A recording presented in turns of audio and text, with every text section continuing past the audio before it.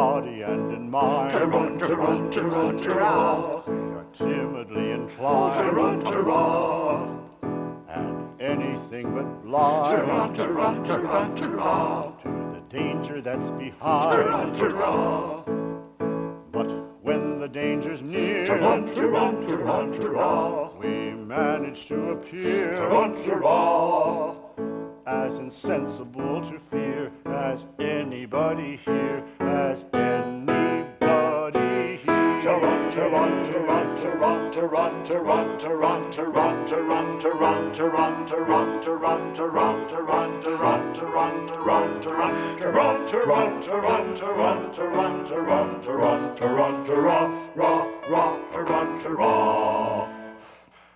Our course is clear.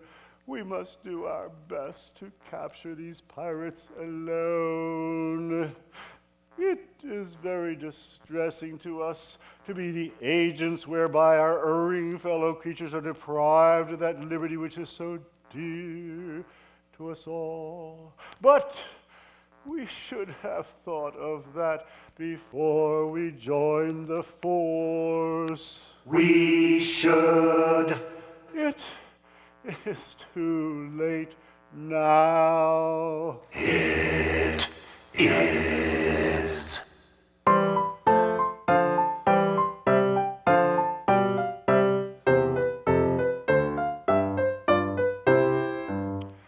When a felon's not engaged in his employment, maturing his felonious little plans, his capacity for innocent enjoyment, is just as great as any honest man. Our feelings we with difficulty smother, when constabulary duties to be done.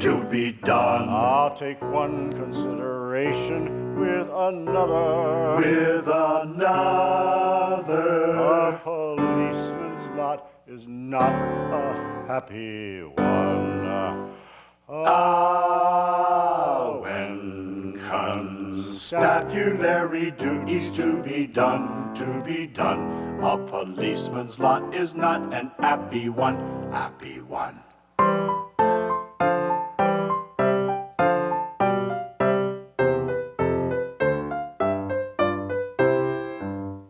When the enterprise and burglar's not a burgling, when the cutthroat isn't occupied in crime, he loves to hear the little brook a gurgling, and listen to the merry village chime, when the coster's finished jumping on his mother, he loves to lie a-basking in the sun, I'll take one consideration with another,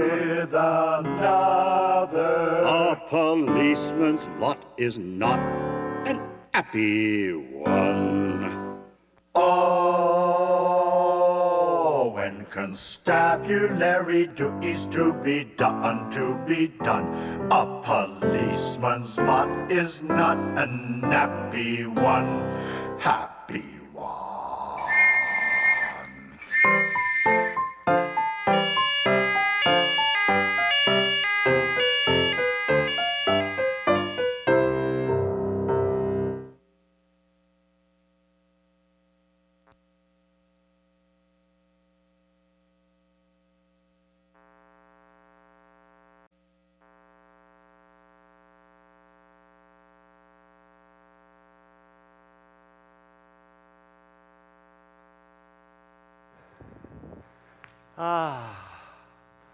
Those words.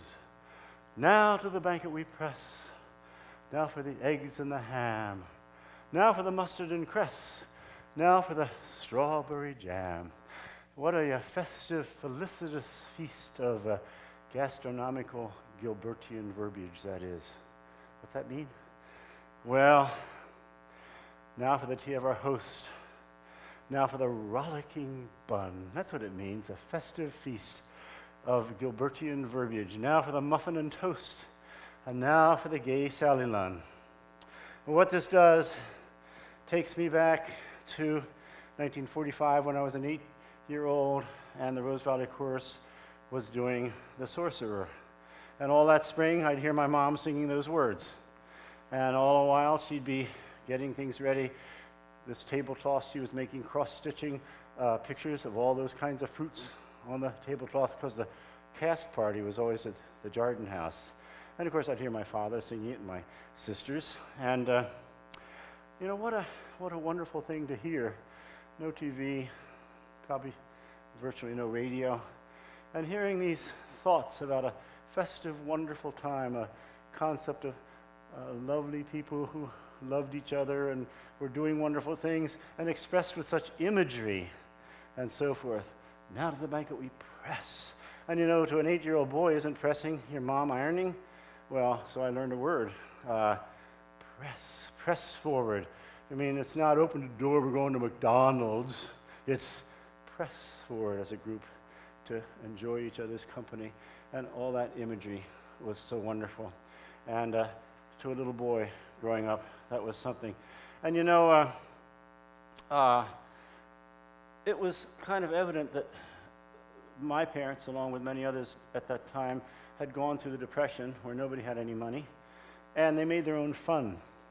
They didn't go to stuff, they didn't watch TV, they got together and did wholesome, fun, lovely things together, and this reflects all that. This is the song that kind of does it. And so it takes me back, obviously, to Rose Valley in those days. And we'd like to show you quickly that we have something here, just a couple of things that reflect that Rose Valley, where all this Gilbert and Sullivan came from in my life. And the Savonarola chair was crafted in 1910 down there in the old mill, or at least something quite near to it, as part of the arts and crafts movement. And then we have a slide coming of our hero, my hero, and some of the members of the class of 1954 knew Purdue Cleaver, who did all the Grossmith, the George Grossmith roles in Gilbert and Sullivan. George Grossmith created the roles in the 1880s, and then famous people like Martin Green and John Reed did them through the 20s, through the 70s. And so he was our hero, my hero at least, and his actions have stuck with me all these years. And then on the right, my father and I made that poster on the silkscreen on our dining room table. And last, we have a slide which kind of typifies the Jardins, my mom, my pop, in Avalon. Ahoy. Always clowning, always theatrical. So this song just takes me back to a time. So this is your favorite song, Mr. I? Oh, that guy, Smithers. I call him Smithers. If anybody wants to start a contest what we should name this guy, but I think Smithers kind of works for him. Yeah, Smithers and I had this conversation. So this is your favorite song, Mr. I? Well, it's special to me. Special, Mr. I? Well, the magic of those words, the spell they cast, yes. The call to a higher sense of language, of sensibility. Losing me, Mr. I? They're redolent of a time, a place of innocence, of wonder, of no limits, no impediments, of... Maybe we need the music, Mr. I? Mr. I? Yeah. Could you teach us, Mr. I? I mean, everybody sing it, Mr. I. We'd get it then. Yeah, fun. We'll get everybody going. Now to the banquet we press, now for the eggs and the ham. They'll all get excited. Cool, fun. That's what we will do. You get your chance here, all. You just listen to the music and sing those words, you're going to be cool. And there's a real cool part at the end where this half of the audience has to go, jam, and that part has to go, bun, and this jam, bun, and then they switch. And you guys go, bun, jam, switch. Okay, so here we go, now to the banquet we press. Now to the banquet we press, now for the eggs and the ham. Now for the mustard and cress, now for the strawberry jam. Now for the tea of our host, now for the rollicking bun. Now for the muffin and toast, and now for the gay Sally Lunn. Now for the muffin and toast, and now for the gay Sally Lunn. The eggs and the ham and the strawberry jam, the rollicking bun and the gay Sally Lunn. The eggs and the ham and the strawberry jam, and the rollicking bun and the gay Sally Lunn. The eggs and the ham and the strawberry jam, and the rollicking bun. The rollicking bun and the gay Sally Lunn, and the strawberry jam, bun. Oh, the strawberry jam, bun, jam. Oh. rollicking, rollicking pun. Get ready to bow.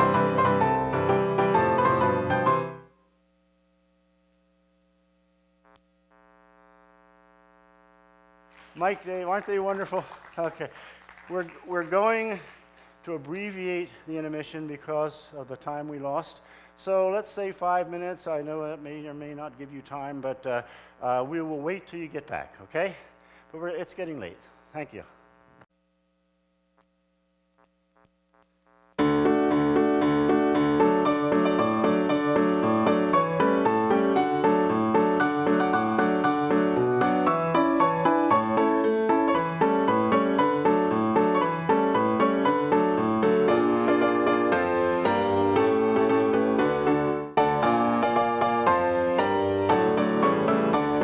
The soldiers of our queen are linked in friendly tether. Upon the battle scene they fight the foe together. Their every mother's son prepared to fight and fall is the enemy of one, the enemy of all is the enemy of one, the enemy of all is.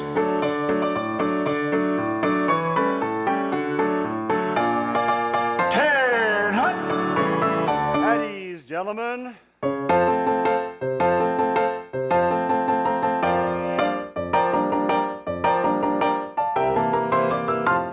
If you want to receive for that popular mystery known to the world as a heavy dragoon, Yes, yes, yes, yes, yes, yes, yes.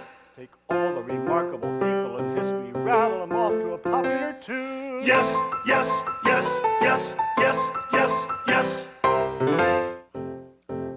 The pluck of Lord Nelson aboard of the Victory, genius of Bismarck devising a plan, the humor of feeling which sounds contradictory, coolness of Paget about to Japan. The science of Julian, the eminent musico, wit of Macaulay who wrote of Queen Anne, the pathos of Paddy as written by Boucicaut, style of the Bishop of Soder and Man, the dash of a Dorset, divested of quackery, narrative powers of Dickens and Thackeray, Victor Emmanuel, Pete Honing Peveril, Thomas Aquinas and Duchess of Chevreul, Cooper and Tennyson, Daniel Defoe, Anthony Trollope and Mr. Guizot. Yes, yes, yes, yes, yes, yes, yes, yes. A heavy dragoon, a heavy dragoon, a heavy dragoon, a heavy dragoon, a heavy dragoon, a heavy dragoon. And a heavy dragoon Is the residue.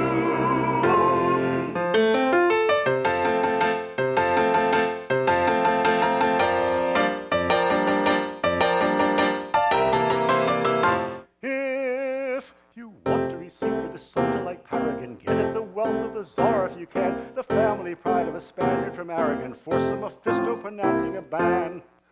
A smack of Lord Waterford, restless and rollicky, swagger of Roderick heading his clan, the keen penetration of Paddington Pollocky, grace of an odalisque all in a van, the genius strategic of Caesar or Hannibal, skill of Sir Garnet, and thrashing a cannibal, flavor of Hamlet, the stranger a touch of him, little of Manfred, but not very much of him, Beadle of Burlington, Richard and Shaw, Mr. Micawber and Madame Tussaud. Yes, yes, yes, yes, yes, yes, yes, yes. A heavy dragoon, a heavy dragoon, a heavy dragoon, a heavy dragoon, a heavy dragoon, a heavy dragoon.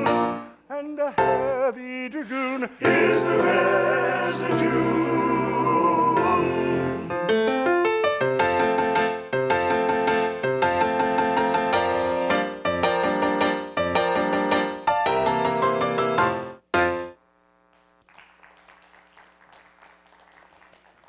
Oh, sirs, kindly leave us.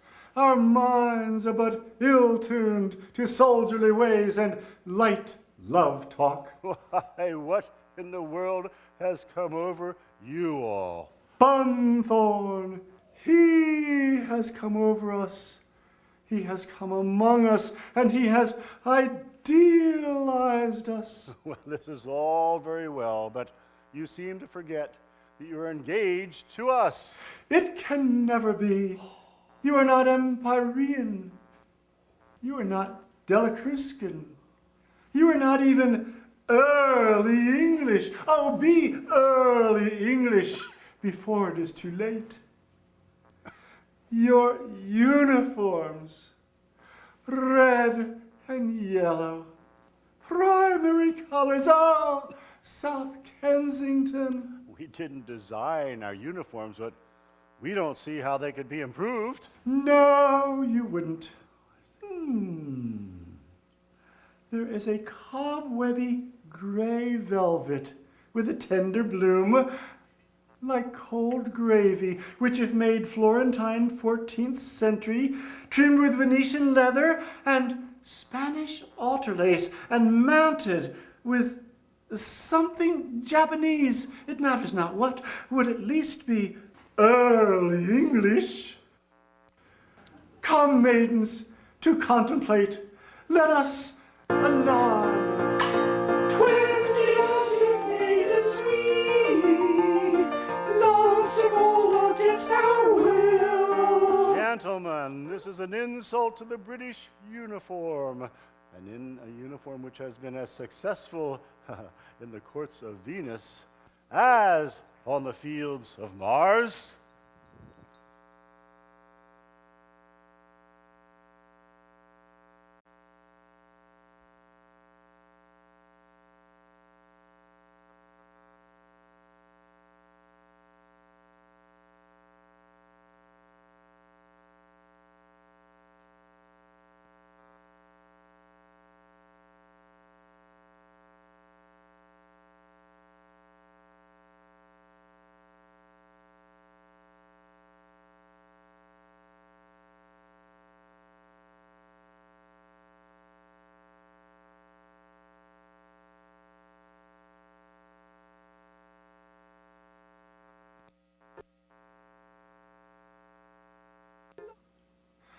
Oh, those dragoons are so unaesthetic. Not like our Bunthorne, whom we love. And we hear that he's coming to grant us our wish, to read us his poem. He's been agonizing over his creation. But see, he comes. I'll ask him. Reginald Bunthorne, are you better now? Yes, I am better now. The poem is finished, and my heart has gone out into it. It was nothing worth mentioning. It happens 3 times a day. Ah, Patience, dear Patience. Please read us your poem. Shall I? No! Patience, I will read it if you bid me. You can if you like. It is a wild, weird, fleshly thing, but very delicate, very tender, very precious. It is called, Oh, Hollow, Hollow, Hollow. Is it a hunting song? No, it is not a hunting song. It is the wail of the poet's heart on discovering that everything is commonplace. To understand it, cling passionately to one another and think of faint, faint lilies. Hollow, hollow, hollow, what time the poet hath hymned, the writhing maid, lithe-limbed, quivering on amaranthine asphodel. How can he paint her woes, knowing, as well he knows, that all can be set well with calomel? I cannot tell. How purely fragrant, how earnestly precious. Well, it seems to me to be nonsense. But what precious nonsense. Come, sisters, to reflect. Let us anon. 20 lovesick maidens we.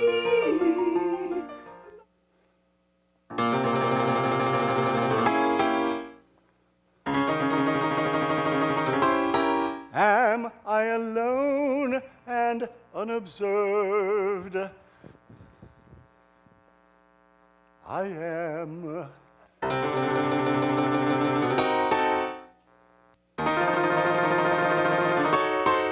Then let me own I'm an aesthetic sham.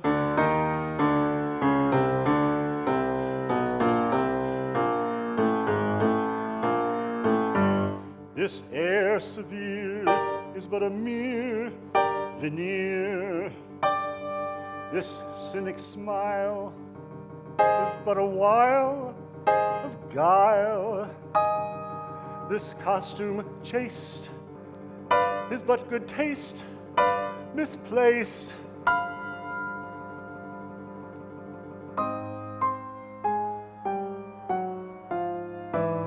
Let me confess, a languid love of lilies does not blight me. Lank limbs and haggard cheeks do not delight me. I am not fond of dirty greens by any means. I do not long for all one sees that's Japanese. I am not fond of uttering platitudes in stained glass attitudes. In short, my medievalism is affectation, born of a morbid love of admiration.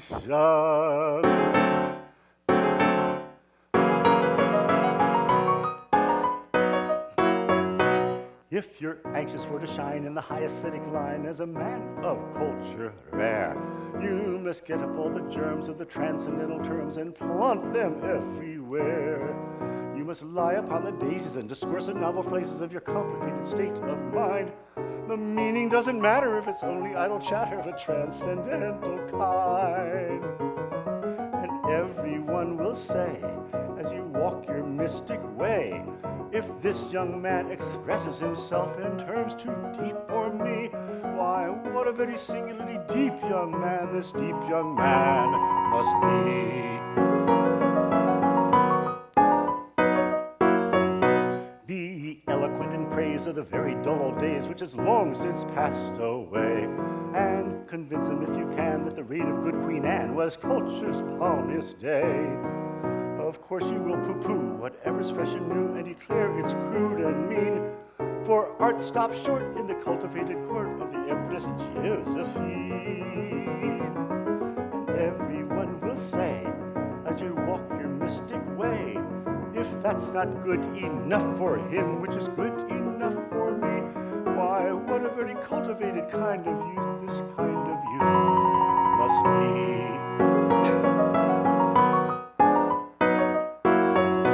Then a sentimental passion of a vegetable fashion must excite your languid spleen. An attraction a la Plato for a bashful young potato, or not too French bean. Though the Philistines may jostle, you will rank as an apostle, as the high exalted band, if you walked on Piccadilly with a poppy or a lily in your medieval hand. And everyone will say, as you walk your flowery way, if he's content with a vegetable love, which would certainly not suit me, why, what a most particularly pure young man this pure young man must be.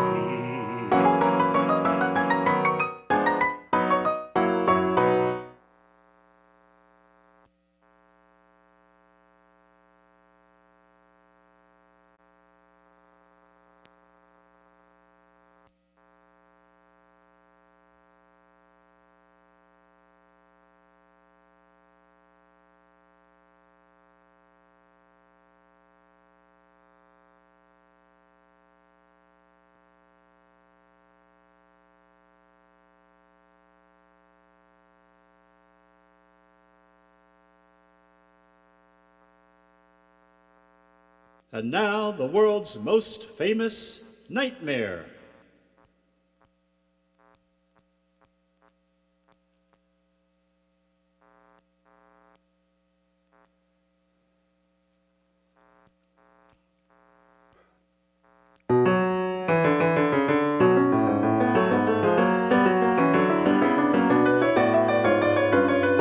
Love unrequited robs me of my rest. Love, hopeless love, my ardent soul encumbers. Love, nightmare-like, lies heavy on my chest and weaves itself into my midnight slumber.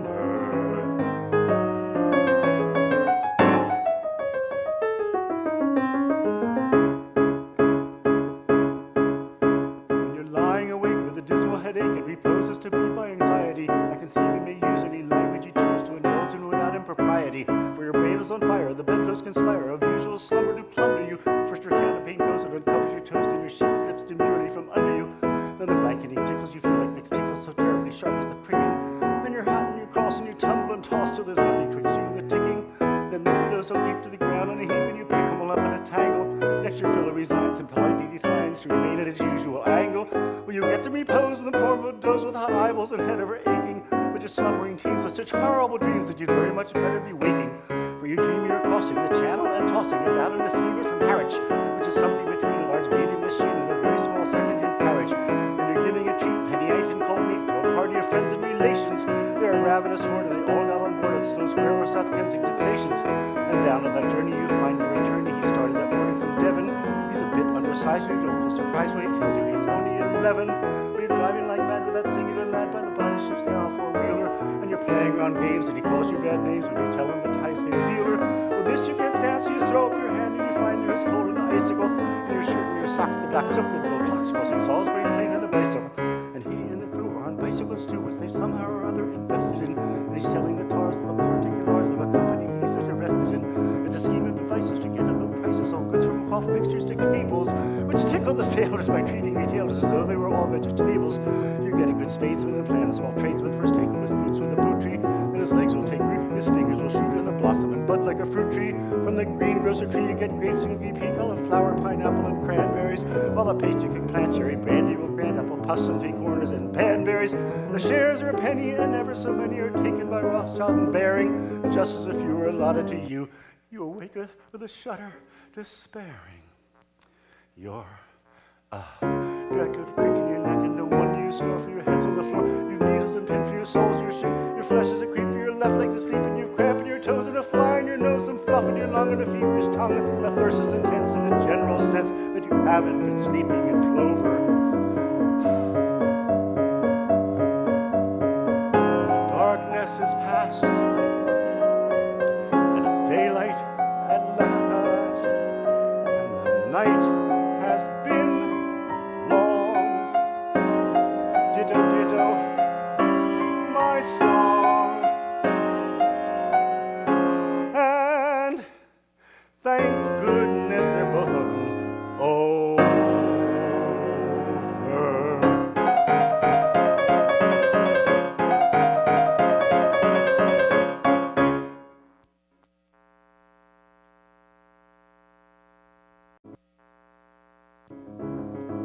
Yeah, that was a Hatter song. That's what that's called. If Gilbert and Sullivan didn't invent them, they sure perfected them. You mean singing fast, Mr. I? Yeah, that's the idea. Lively. Ha! You mean to show off how fast you can sing? Well, we like to think there's a little more to it than just singing fast. But kind of lets you show off a little, huh, Mr. I? Yeah, okay, let's drop it. Oh, okay, Mr. I. Mr. I? Yeah? Could you do 2 in a row? Well, yeah. Yeah, fun. You could, Mr. I? Sure. Coming up, right now.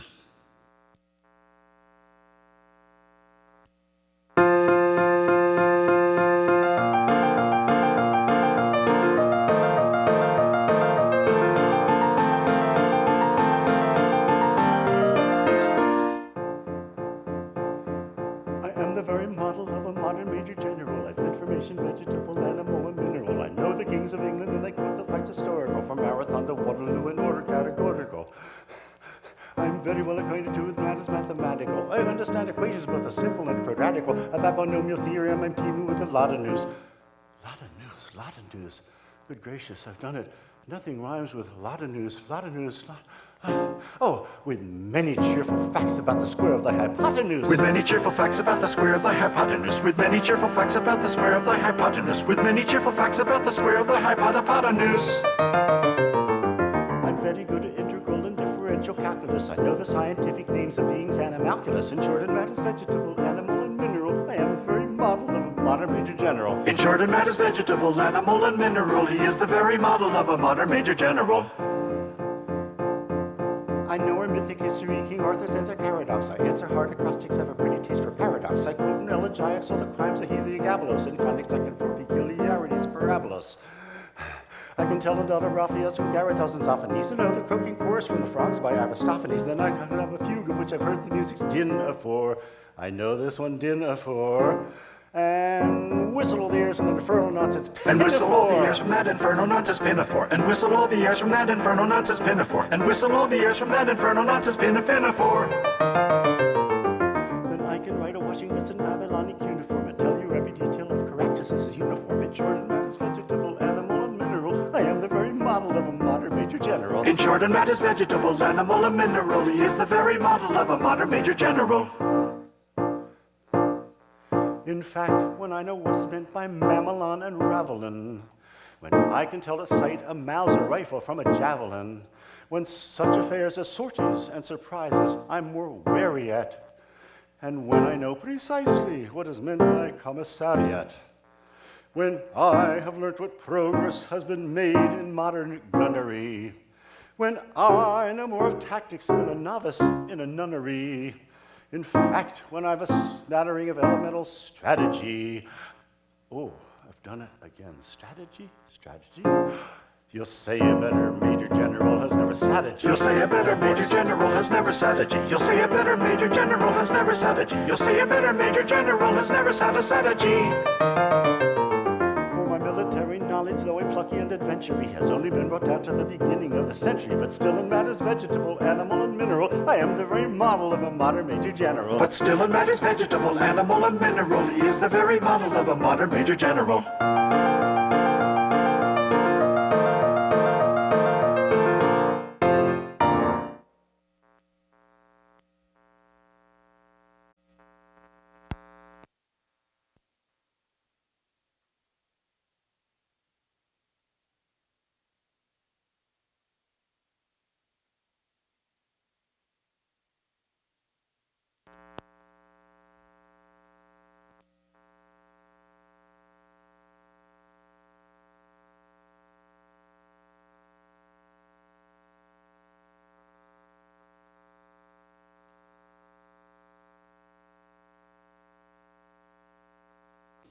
Meanwhile, we catch up again with our old friend Coco.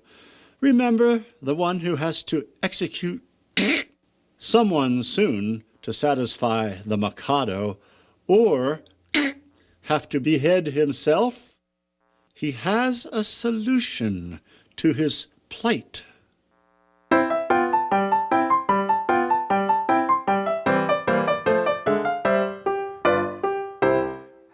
Someday it may happen that a victim must be found. I've got a little list of society offenders who might well be underground and who never would be missed. They never would be missed. There's the pestilential nuisances who write for autographs, all people who have flabby hands and irritating laughs, all children who are up on dates and floor you with them flat, all people who in shaking hands and shake hands with you that, and all third persons who in spoiling tete-a-tetes insist. They'd none of them be missed. They'd none of them be missed. He's got them on the list. He's got them on the list, and they'll none of them be missed. They'll none of them be missed. And the banjo serenader, he's a most important case, and the piano organist, I've got him on the list. All people who eat peppermint and puff it in your face, they'd never be missed. They never would be missed. And the idiot who praises with enthusiastic tone all centuries but this in every country but his own, and the lady from the provinces who dresses like a guy and who doesn't think she dances but would rather like to try, and that singular anomaly, the lady novelist, I don't think she'd be missed. I'm sure she'd not be missed. He's got her on the list. He's got her on the list, and I don't think she'll be missed. I'm sure she'll not be missed. And that nice Cyprius nuisance who just now is rather rife, the judicial humorist, I've got him on the list. All funny fellows, comic men, and clowns of private life, they'd none of them be missed. They'd none of them be missed.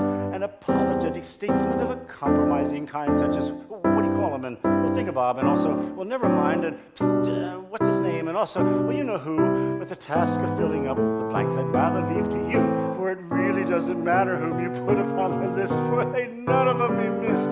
They'd none of them be missed. You may put them on the list, you may put them on the list, and they'll none of them be missed. They'll none of them be missed.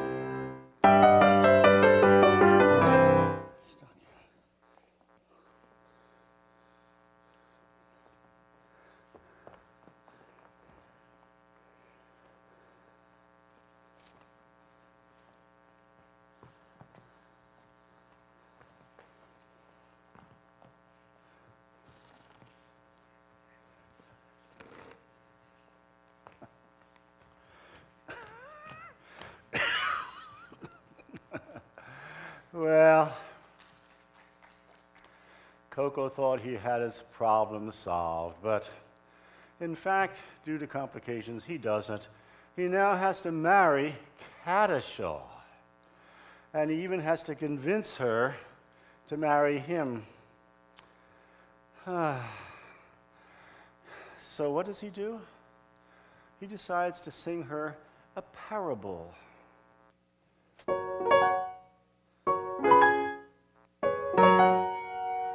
On a tree by a river, a little tomtit sang willow, tit, willow, tit, willow. And I said to him, Dicky bird, why do you sit singing willow, tit, willow, tit, willow? Is it weakness of intellect, birdie, I cried, or a rather tough worm in your little inside? With a toss of his poor little head, he replied, oh, willow, tit, willow.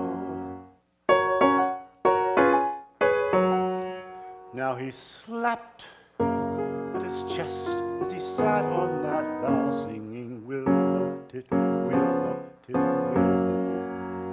And a cold perspiration bespangled his brow. Oh, willow, tit, willow, tit, willow. Then he sobbed and he sighed, and a gurgle he gave. Then he plunged himself into the billowy wave. An echo arose from the suicide's grave. Oh, willow, tit, willow, tit, willow.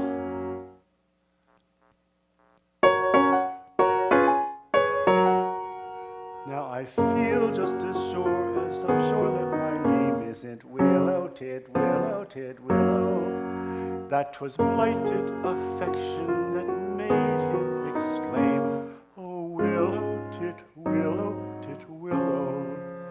And if you remain callous and obdurate, I shall perish as he did, and you will know why. Though I probably not exclaim as I die, oh, willow, tit, willow, tit, willow. We all know it. Help out. Oh, willow, tit, willow, tit, willow.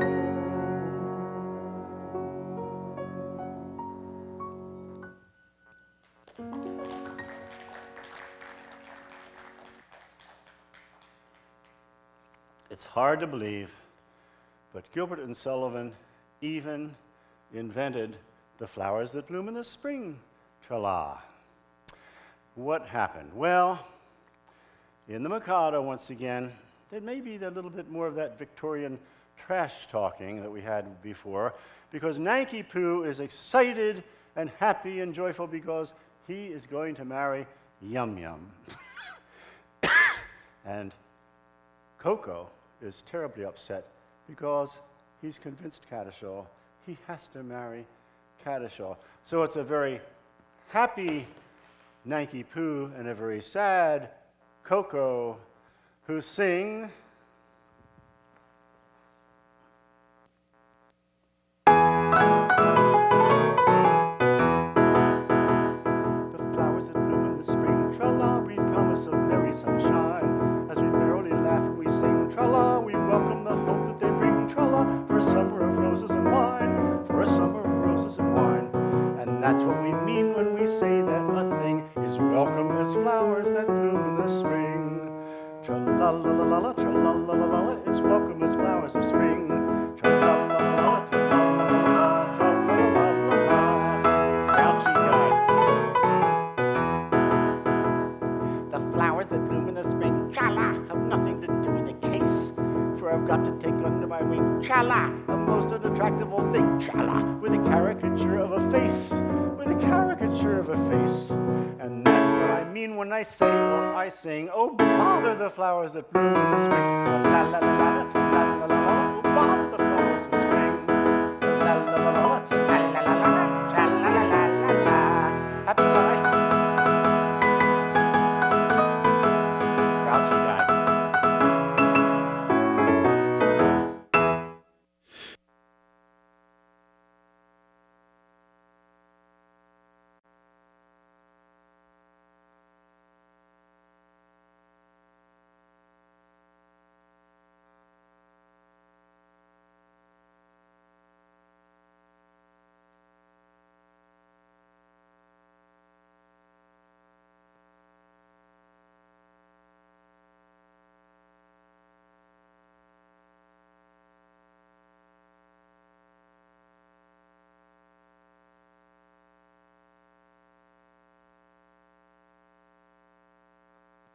So, Gilbert and Sullivan give us the perfect song to wrap up our visit with them. It's Yum Yum's wedding day. Gilbert gives her a beautiful poem, and Sullivan makes it into a tune nobody can forget. It pretty well sums up the G and the essence of G&S. So it's maybe your favorite song, Mr. I? Well, it's special. And is it a ring song for everybody, Mr. I? Well, let's hope so. We'll see how it goes.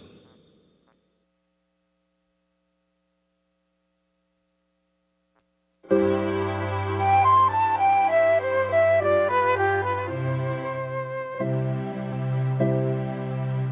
sun whose rays are all ablaze with ever-living glow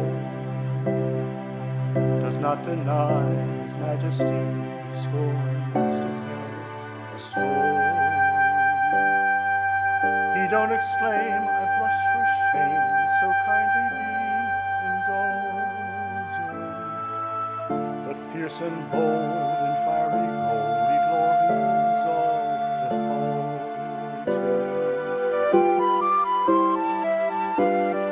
I mean to rule the earth as he the sky. We really know our worth, the sun and I mean to rule the earth as he the sky. We really know our worth, the sun and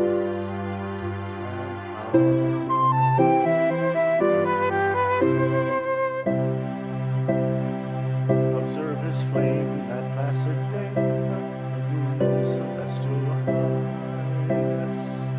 There's not a trace upon her face of diffidence or shyness. She borrows light that through the night mankind may all acclaim, pray. And truth to tell, she lights up well, so I for one don't blame her. Pray make no mistake, we are not shy. We're very wide awake, the moon and I.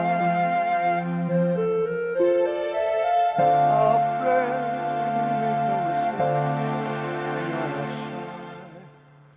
We're very wide awake.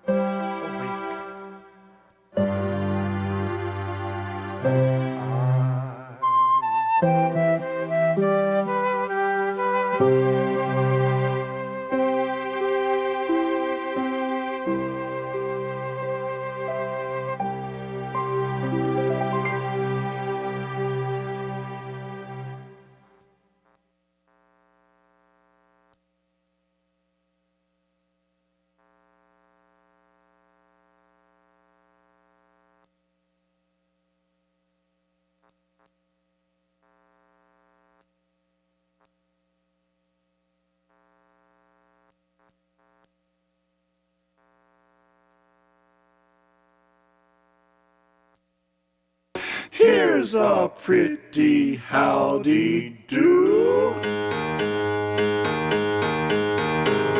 We sail the ocean blue, and our saucy ships of beauty. We're sober men and true, and attentive to our duty.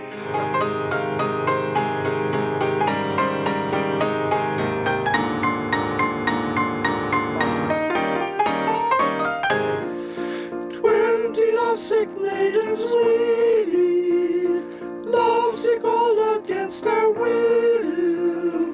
20 years hence we shall be, 20 lovesick maidens still. Tum tum ta, ting tum tum ta, ting tum tum ta, tum ta, ting ta, ting ta, ting ta, ting ta, ting ta, tum ta, tum ta, tum ta, ting boom.